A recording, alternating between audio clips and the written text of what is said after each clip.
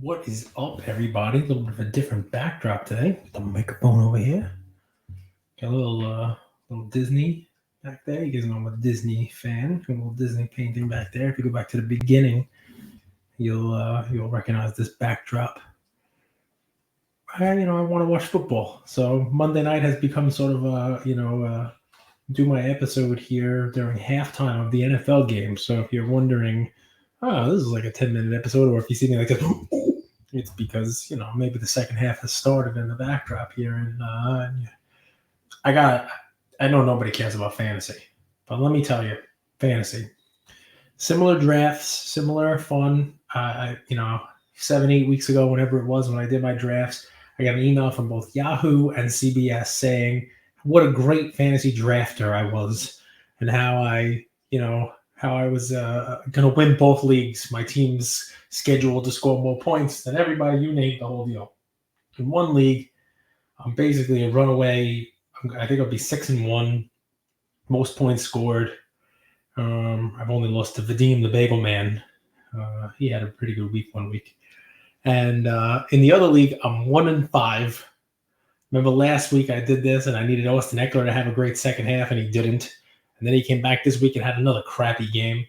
And I told you guys it was one of those things, right, where you get a little regret. Hobby's full of those regrets. But going into the draft on that league, I researched it a little bit and had Ian help me with the draft, took him to the draft and everything. And we had the third pick, and he was like, first round, we're going to take Tyreek Hill. And I said, dude, Justin Jefferson and McCaffrey are going to be gone. If we're going to take a wide receiver, we got to take Jamar Chase. Hill's probably 5, 6 pick. We have 3. Maybe we got to take Eckler. There's not that many great running backs. Of course, I took Eckler. We didn't take Tyreek Hill. And this week we played Tyreek Hill, and Eckler had another crappy game, and Hill had a great game. But we still were in it. We had like a 50-50 shot. And we needed, well, it's funny. We only needed 7 points to win, and then Jalen Hurts did a couple of kneels to end the game, and now I need 8 points to win. And I only have the 49ers kicker to go. And of course, 49ers kicker in the first half has already missed the field goal. And it's halftime, and he has 1 point. So, we'll see. We'll see what happens. I have a shot. It's one of those leagues where you don't get 4 points for a 40-yard plus, but you do get 5 points if he kicks a 50-yarder. Problem is he missed a 40-yarder, so I don't know if they even let him try a 50-yarder. Anyway, that's enough fantasy for now. I like chatting it because, man, I haven't done fantasy in like a long time. I did with the Luca Nation League, but I really purposely tried to not win that one. I don't want to take people's money, but I'm watching these games and I'm angry, and I found myself also in like the Raider game. I'm like, okay, the Raiders can do okay, but not Josh Jacobs. Like, no, not Josh Jacobs. Don't anyone but Josh Jacobs can score. And I'm rooting against my team. I'm a fan here. I want fantasy is weird, and I spend all Monday night angry because Moody, the kicker from 49ers, is missing field goals and making me moody. It's pretty upsetting. So I don't know. Maybe hopefully the good lesson that comes out of this is Ian sees how miserable fantasy is, and he just doesn't do it when he's older, because it's you might as well just kick yourself in the nuts, take half the money, and just don't spend it. There you go. If it's a $500 league, just take $250, burn it, keep the other $250. So who the hell knows? At least I'm not gambling, I guess. There's the positive. But it's funny too, because the feeling you get from this is sort of the feeling of the hobby for the last couple of years. And it's an interesting thing, right? Because I've noticed over the last week, myself included, sometimes I'm guilty of this also, kind of stirring the pot. I remember my favorite co-host, Mr. Goldberg. When we were, educating ourselves about NFTs and buying NFTs and, trying to, educate ourselves in that space, he told me, hey, we should just buy NFTs. You shouldn't, go with cards. NFT space is better. There's communities built around each one of these, and there's people who really want to own these, and they're all building together and propping it up, and they're all mindful and cognizant of the price action and the whole deal. And I remember what I said to him was that you got to give them a chance to have a down cycle and then see what happens. That NFT space, especially some of those, Bored Apes and like the big communities, they had only seen positives. They had only had wins. Brock Purdy only wins. You got to get some adversity here, and he had it last week, and he has it right now. We'll see what happens. You see what happens when there's a little bit of adversity. And that NFT space had some adversity, and just everybody left. The stuff kind of came tumbling down. Everything kind of went crashing, and those communities that were so great, they all were racing each other to the exits to try to get out. And it's funny because, some of the hobby community you see that with, some of the hobby, content you see it with, kind of like, infighting and, collector versus investor, and this guy shouldn't tell me what to do, and this guy is a negative Nancy, and this guy is calling this guy a negative Nancy, and these guys are wearing the tinfoil hats, and it's stuff you didn't see when every base card was going up 10% a day. When Mookie Betts' cards were flying, and Luka's cards were flying, and everybody was buying today and selling tomorrow for a huge profit. And not that it's adversity here, but the market is slightly down, right? And it continues to be down, and you see a lot more kind of, I don't know, let's call it infighting. I guess you gotta maybe look for the other stuff, right? I mean, I posted a picture today of of wax available in a Walmart. I got so many great responses to that. So many great responses. And the most common one was I couldn't fit it in my caption, right? I couldn't finish in my post. But yes, I know this. But a lot of people wrote, keep in mind, I put about wax being available and markdowns on that wax in a Walmart. And the thought being, wow, look, there's markdowns. Of course, things being marked down from 30 to 20. These are the same products that were $15 before. So it's one of those tricky little things. And everybody was quick to kind of point this out to me in my messages. Like, of course it's being marked down to 20. Those were 15. And I added on over the top. It's not just that they were 15, moved up to 30, and now marked down to 20. When they were 15, they were better. There was less stuff being printed, so the product itself wasn't as diluted. So when a blaster was $15 or $19.99 or whatever it was at the time, you could buy it and actually get a numbered card, a good card, a decent card out of that box, and in addition, grade it. There's another little, another little fun part. If you spent $15, $20 at a Target and a Walmart, whatever it was, you could get a card in there, then grade it for $8 or $10. And if it graded well, which is another fun thing, it's difficult to grade something well now, you could actually do all right on it, or at least recoup some of your money back. Not so much now. Now, those things that are marked down, there's not exactly quality content in there. So it's an interesting thing. It's something that I said would happen. And, think of how far we've come, right? It was... wow, the 49ers. Unless I'm going to get an 85-yard field goal attempt here, it looks like I'm going to punt. So what was funny was when things were going up and it was all good, everything was great. I guess, we were infighting then too, which is a different type of infighting. Pictures were to be seen on Instagram and on Twitter of shopping carts. The red cart at Target, the blue cart at Walmart, and just carts completely filled with wax. All, mega boxes and blaster boxes and all that stuff. And immediately, the comment section was, "You're so greedy. Leave some for the kids." Oh, what are the kids supposed to have? Leave some for the kids. And why are you buying them all? You can't take them all. You got to leave some for the kids. Well, now everything's being left. You don't hear anybody saying, "Oh, the kids can have them," because the crap that's in this diluted product, you don't even want the kids to open. Kids open this, they're going to leave and go do something else. They're not not going to stay here trying to collect the cards that you get out of this. Trust me, I'm seeing it every Friday myself when I open wax with my son.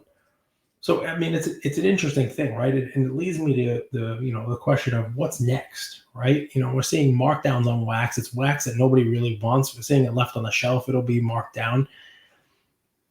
It's an interesting question of what happens next, because I think there was a fever to this space. There was a fever to the hobby where, hell, mainstream news was covering it. Targets had to lock up their stuff. They weren't even selling Pokemon cards anymore because people were shooting each other in the parking lot to get the product, right?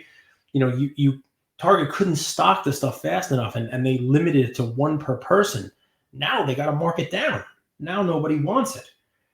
And it leads me to think about the overall space, right? I mean, there was a Tom Brady champ ticket out of 100 that sold for 7 figures that made an ESPN article, right? And that brings people in, just like, mainstream media discussions of wax prices and auctions and fanatics buying tops and you name it. Well, that same card just sold at like an 80% discount from when that article was written. I doubt we're going to see an article about that on ESPN now. I doubt you're going to see mainstream, media covering, that card that was $1 million is now 2 and change. Still a lot, still up. But I think that's what happens next, right? What happens next is, what are people's responses to the new normal, the new market, the new where, wax is marked down? Are people not going to open it? I mean, I got to tell you, I've talked about this already. Like, Update, what a garbage product. I mean, so many of these products, breakers, you used to be able to break almost anything. I used to go on IG in the rump, and people were just breaking blasters. So you're talking about like guys were going just, I'll break a blaster, $60-$70 for a Percy, and you can't do that now. People aren't doing that now.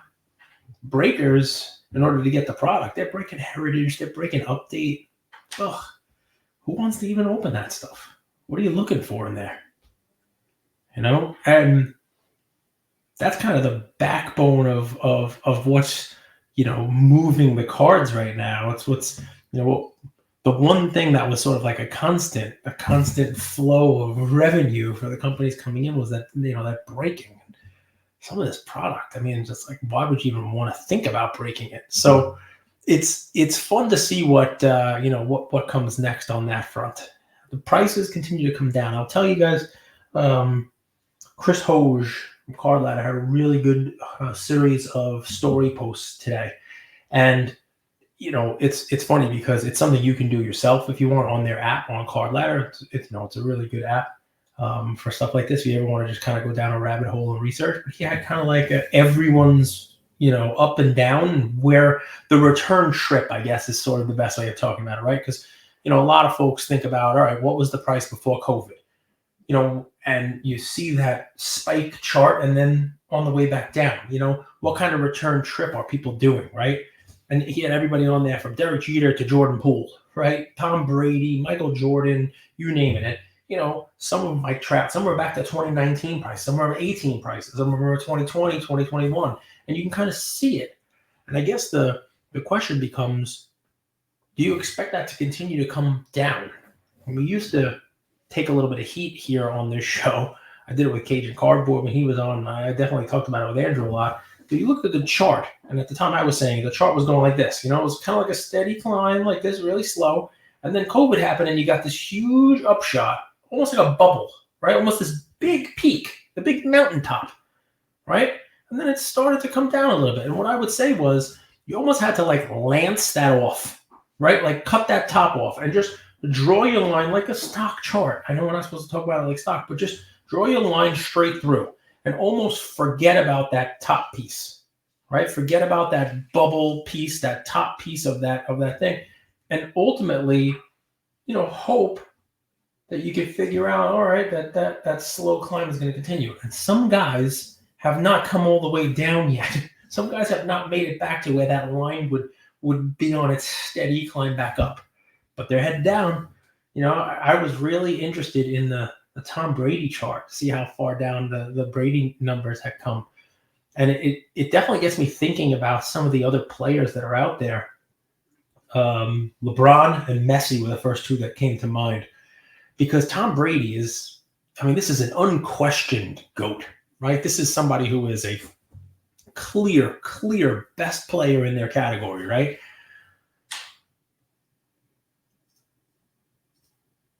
You would think that the 7 championships, right? That the rings, the whole deal, it's already baked in, and the cards are not going to go down, right? Or not go down too much.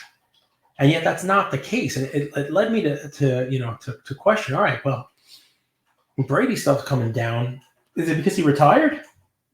Is it because he's done and there was still some potential for him to come back and win more championships and do more things baked into his prices? Well, what does that say for other, let's call them GOATs, just because it's easy to say, right? What does that say for LeBron, Messi? How many more years do they have left? A couple? Maybe Tom Brady's numbers and charts are a good indicator for you as to what will happen with those guys, right? And maybe I'm a little concerned buying their cards, especially somebody like Messi, who didn't really have much in the way of sales history, before this run up. People aren't really buying his stuff, right? LeBron also. I mean, you've already seen LeBron stuff really come down. And yet a lot of people, LeBron's at a floor, right? I'm selling LeBron myself, so this is kind of like a statement against my own interest here. But I'd be worried about LeBron's cards because, look, he wants to play with his son. He wants to still play for a while and, set the records and the whole deal. He's not exactly on one of these super teams that looks like they're going to, set the world on fire here. Definitely not a favorite to win a championship. When he's gone in 2 or 3 years and he hasn't won another one, do his cards take another little leg down? Brady's did, and he was, a year removed from winning another Super Bowl. He left with one of his best statistical seasons, kind of retired, really playing well. And his cards are still going down. Is that the overall market, or is that something to be concerned about? I would be thinking about something like that if I were buying, players who are, who are still playing. Not just the ultra modern, your quarterbacks now who are your Mac Joneses and your Trevor Lawrence and your Joe Burrow and Justin Herbert. I'm talking about anybody really. Forgetting about Brady, right? Could be anybody. It's something I'm going to continue to do research on for folks who retire and see what happens after they retire. Because I remember as a kid, it used to be, well, you buy their stuff, you hang on to it, and when they make the Hall of Fame, it goes up. Not really. So, that was one of those things we used to say, but I don't think it actually holds. Anyway, I don't think Mr. Moody is going to go out there and score some points for me, so I'm just going to be pissed for the rest of the night. This just was what was on my brain. If I haven't asked from you guys, it's I've not done a good job with this. We built up one heck of a community, Luca Nation, Luca Tiger, LeBron, you name it. I have a couple of chat groups. If you haven't checked in, and you happen to be in earshot of this, you're listening to this or watching this, you haven't checked in one of those, group chats, check in.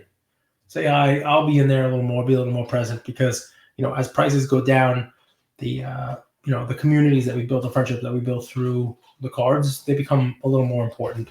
I was in one today where somebody was looking to sell some cards and was asking questions about where to sell them and, how and what the best way to do it is. And, I kind of chimed in where I can, and some other people did as well. That stuff becomes more important now. So don't be a stranger. Check in. We'll talk soon. Take care, everybody.